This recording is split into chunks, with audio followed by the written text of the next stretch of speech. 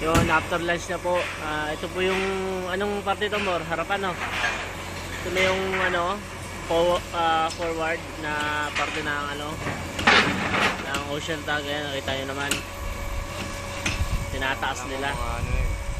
Alam, mga Lego lang na sinunod. Mga patas lang ginagamit. Yung mga pattern yun na sinunod.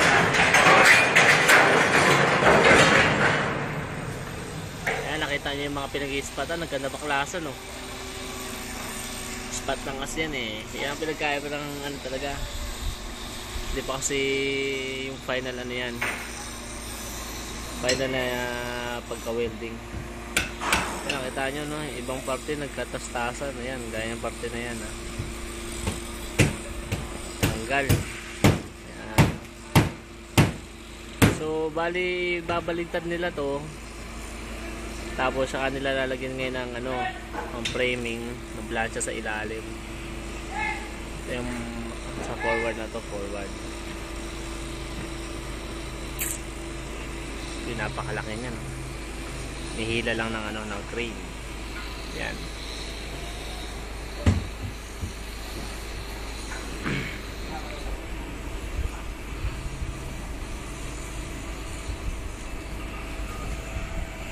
So anyway, yan.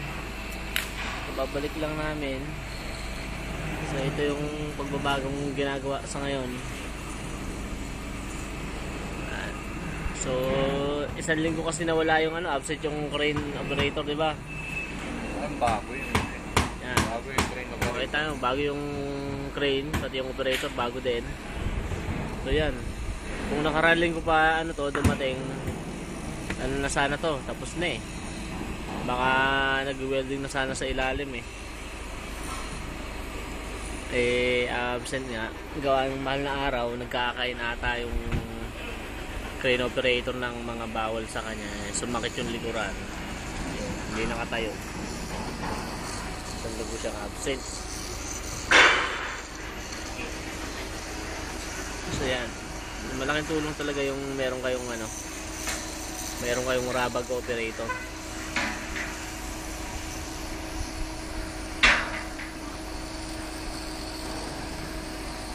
Pinakabitan na nila sa likod. So yan, medyo tatagalan pa ata yung ginagawa nilang paglalagay sa likod ng ng babagsakan nito. Mga pan ay pinakabitan yung yung pinakatali niya sa taas. Ayan. Matagalan pa sila sa paglalagay niya sa kabilang parte. Putulin na muna natin yung video. Guys. Maya.